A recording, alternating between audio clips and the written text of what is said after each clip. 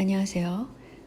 그러니까 한국이 IMF 사태가 오기 전에 김영삼 때에 OECD 가입을 했고, 그리고 또 무리하게 무슨 지수 같은 것을 올리느라고 그랬다고들 그러잖아요. 그것도 한 원인이라고 생각들을 하죠. 근데 지금 현재 상황에서 볼 때는 문재인 정부가 지나치게 국제기구에 관심을 너무 많이 두고 있고, 눈치를 보고 있고, 또 그에 따른 정책을 실시하고 있어요. 그 때문에 또 다른 IMF 하에 들어가게 될 확률도 높다는 거죠. 왜냐하면 현재 경제 흐름을 보니까 그렇더라고요. 첫째, 가장 중요한 것은 한국은 기축통화가 아니기 때문에 돈을 마구 찍어낼 수도 없는 상황이잖아요. 근데도 불구하고 재정적자 폭을 마구마구 늘리고 있습니다. 그런데 거기다 플러스해서 코로나 바이러스를 1차 감염 많이 시켰죠? 2차 지금 감염시켰죠? 근데 이거 다 막을 수 있었던 것이거든요. 제가 보기에는. 그래서 이렇게 지속적으로 유행을 시키면 사람들이 경제 활동을 할 수 없게 되고 결국은 영세상인들과 또 대충 그 실물 경제 자체가 안 좋아지잖아요. 그래서 피해를 보는 거는 중산층이란 말이죠. 중산층의 건강성이 굉장히 떨어지게 되고, 그러면 기업 파산을 가져오는 사람들이 많아지고, 그러면 기업 사냥꾼들이 작동을 하게 된다는 거죠. 물론 가용자금이 많은 그 상층 한 20%는 걱정이 없을 거예요. 그러니까 주가가 올라가겠죠. 그렇지만 그렇지 않고 실물 경제를 보면은 굉장히 위험하다고 생각됩니다. 그런데 정부가 하는 일을 가만히 보니까요, 돈 풀어서 선거 치렀잖아요. 기본소득 그런 거 해서 돈 막 주고 그랬잖아요. 물론 이게 포퓰리즘적인 정책입니다. 확실히. 왜냐하면 정상적으로 하자면은 일자리를 늘려서 사람들이 나가서 일해서 번 돈을 가지고 사용해야지 정상적으로라고 생각하잖아요. 근데 지나치게 그 4차 산업에 신경을 많이 쓰다가 보니까 정책적으로 돈을 푸는 것을 마구마구 하고 있어요. 이거는 이재명 지사가 물론 주장했지만 다행히도 이것은 지역 화폐로 돌려서 그래도 지역 경제를 반짝 살아나게 한다. 뭐 이런 장점은 있죠. 그렇지만 이게 장기간 갈 수가 없는 거예요. 게다가 박원순 시장은 무슨 전국민 이거를 뭐 실업수당 같은 거라고 볼 수 있죠. 그런 거를 해서 어떻게 또 돈풀기를 하겠다는 거예요. 그 다음에 나온 것이 시간당 임금을 올리자 해가지고 뭐 25% 그것을 말한 것이 문재인 정부입니다. 문재인 정부와 노조와 함께 그 얘기를 했죠. 그러니까 이건 완전히 실물 경제가 돌아가지 않는데 돈을 마구마구 푸는 거예요. 게다가 또 대학들에 대한 보조금을 줘야 되겠다. 이해찬 씨의 머릿속에 이런 게 있는 겁니다. 결국은 뭐예요? 이게 다 재정 적자로 돌아와서 그렇게 되면 나라 살림을 탄탄하게 할 수가 없죠. 빚이 많은데. 그러면 어떻게 되겠어요? 게다가 이제 한국은 또 공무원의 그 연금 문제가 앞으로 쌓이게 되고 공무원 숫자가 굉장히 많다고 저는 생각합니다. 왜냐하면 특별히 한국은 그 군인들의 숫자가 많잖아요. 그리고 다른 나라에 비해서 그리고 비정규직 숫자도 많고 그래서 한국의 공무원 숫자는 사실은 그 몇 명이나 있는지 확실히 알 수 없다고 이렇게 국가별 공무원 비율 설명 자료에 보면 한국은 비교 불가 이렇게 해놨단 말이죠. 근데 만약에 재정적자를 이렇게 내서 재정적자 위기에 몰린 게 그리스 같은 거잖아요. 유럽에서도. 그렇게 되면은 그때는 이걸 어떻게 해결을 할 수 없는 그런 위기에 몰린다는 것이죠. 그래서 공무원 인력의 그 비율수 같은 것을 또 공무원들은 안정적인 직업이기 때문에 그만큼 받는 봉급의 그 한계를 줄여야 된다고 저는 생각해요. 그러니까 지나치게 그 탑에 가 있는 공무원들의 그 연금을 줄이는 방향으로 뭐 특단의 어떤 정책이 나와야 되겠죠. 그래서 공무원 연금이 2045년도에는 적자 눈덩이 국민 혈세 11조 원으로 메꿔야 된다. 뭐 이런 게 나오는데 이게 당면에서 이게 해결될 수도 없고 그거는 미래 세대한테 짐을 지우는 거잖아요.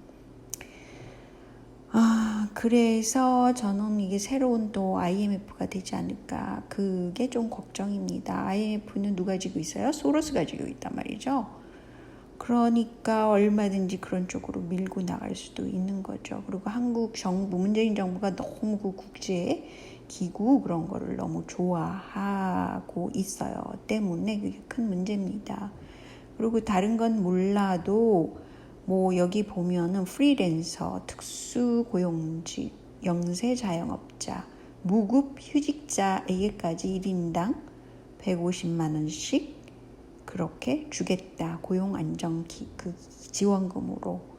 뭐 돈이 넘치고 그러면 주는 건 좋지만 한국의 그 재정이 플러스 되는 거 있죠. 세금을 어디서 거둘 거예요? 그런 것도 없는 상태에서 계속 퍼주는 겁니다. 그래서 제가 이렇게 걱정하는 데는 분명히 이유가 있어요. 여기 타이틀 보세요. 해외 유입해서 확진자가 31명인데 해외에서 들어오기 전에 뭐 14일을 있게 하고 그 테스트를 들어오기 전에 비행기 타기 전에 받아서 테스트에서 음성이 나면 비행기를 일단 타라. 그래서 굉장히 안전한 방법을 써야지 된다고 저는 확신합니다. 그런데 이 코로나 오늘도 67명이 늘었습니다. 이렇게 얘기하고 해외에서 들어오는 확진자가 31명으로 너무 많다는 거예요. 근데 대부분 파키스탄하고 방글라데시 이런 데서 들어온다는 거예요. 그러니까 거기는 지금 막 죄송합니다.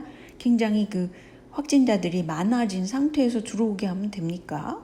근데 정부에서 어떻게 이런 거를 그대로 손을 놓고 있으며 또 한 가지는 그 방문 판매 관련자들이 지금 확진자로 늘어나는데 다단계 이게 제가 볼 때는 신천지 신도들 일 가능성이 많단 말이죠. 지금 뉴스 나온 걸 계속 보면은.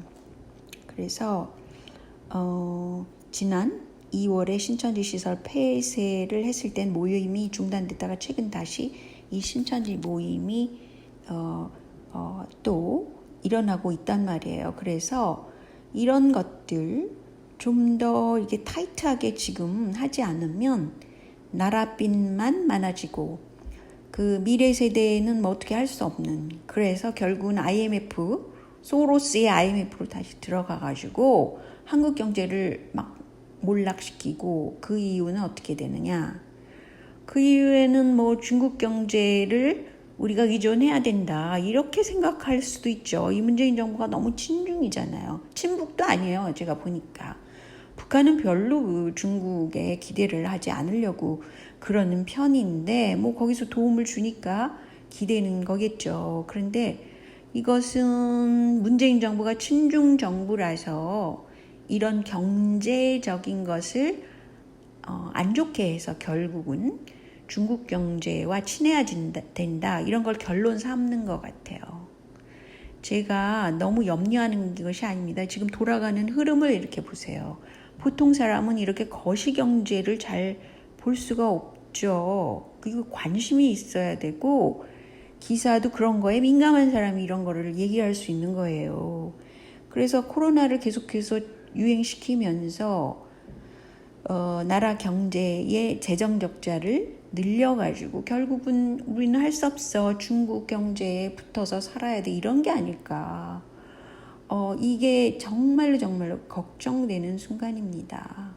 그리고 경제 문제를 얘기하니까 제가 이제 갭 투기꾼이 한국에는 많잖아요. 그래서 전세에 대한 대책을 아무리 냈다 하더라도 지금 무슨 문제가 있냐면 갭 투기꾼이 있단 말이죠. 그래서 목 좋은 그런 아파트를 서너 채씩 싹쓸이하는 그런 사람들이 있잖아요. 그런데 가령 예를 들어서 그 토지를 어떻게 사용할 건가를 국토부에서 결정하게 되면 거기에 따라서 집값 오름세가 나타나는 거예요. 예를 들자면 청주시에서 방사관 가속기 사업을 유치를 했다고 합니다.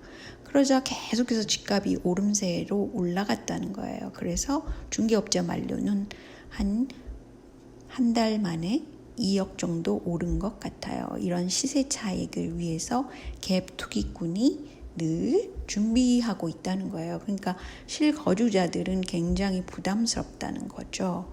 그러면 결국은 이거가 이렇게 올랐을 때 실수요자들은 정부의 부동산 대책을 원망하겠죠. 근데 이거는 국토부와 연관된 일이라고 생각합니다. 그래서 이렇게 투기꾼에 의해서 소득을 발생했을 때는 그 소득의 90%를 무조건 정부 세금으로 내야 된다든지 이런 특단의 대책이 있어야 된다고 생각합니다.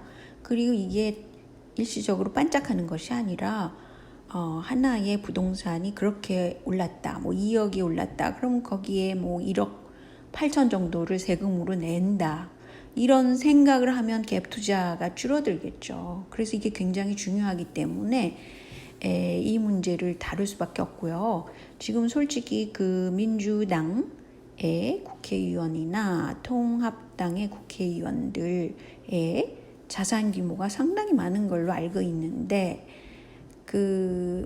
대부분 그 국토부의 정보를 가지고 부동산 투기를 하는 정치인들이 꽤 많습니다. 한국은 이해찬 씨가 전에 노무현 시절에 그래서 부동산을 꽤 많이 갖고 있다는 썰이 있었어요. 그런 식이죠. 그러니까 그거는 정보를 빨리 취득할 수 있어서 그렇게 되는 겁니다. 때문에 현재 정치인들이 부동산 투자를 해서 얻은 것이 어느 정도인가를 항상 공시해야 된다고 생각합니다. 그게 임명 당시의 반짝이 아니라 공시를 해서 항상 그것을 국민들이 늘 볼 수 있게, 그래서 매년 어떻게 올랐으며 이런 것들을 체크업해야 된다고 봅니다. 적어도 정치인들은 이런 국토부의 정보를 가지고 자기 부동산을 늘리는 일에 쓰면 안 되죠. 재산을 갑자기 늘리면 또 안 되는 거죠. 그래서 그거라도 막는 장치가 되어 있어야 하는데, 이상하게도 이 문재인 정부와 더민주당에서는 제가 볼 때는 더 부정부패가 많고 상상할 수 없는 일들이 진짜 너무 많이 벌어지는 것 같아요. 그래서 저는 진짜 꼼수 전략만을 쓰는 이 문재인 정부는 뒤집어야 된다고 생각합니다. 그런 힘이 지금 없다는 걸 알고 이렇게 마냥 편하게 하고 있겠지만 그것은 이제 역사가 어떻게 기술을 하느냐, 그거를 두려워해야죠. 정치인들은 그렇지 않겠어요?